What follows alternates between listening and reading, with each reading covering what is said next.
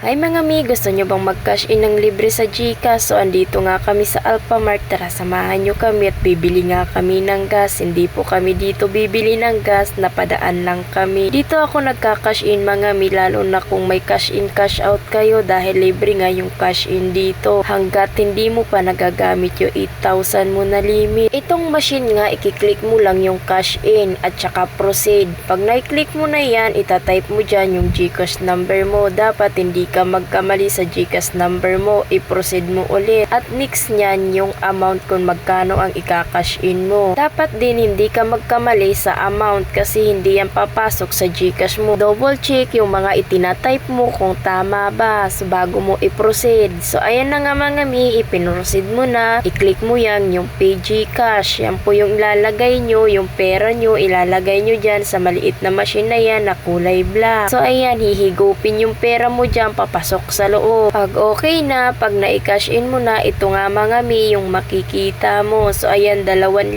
yung amount na ikinash in ko. So ayan, papasok na yan sa GCash mo. Kung gusto mo naman ng resibo, i-click mo lang yan para may resibo ka. Kasi importante talaga yan. Diyan lalabas yung resibo, kukunin mo. Thank you for watching. Sana nasundan nyo mga mi.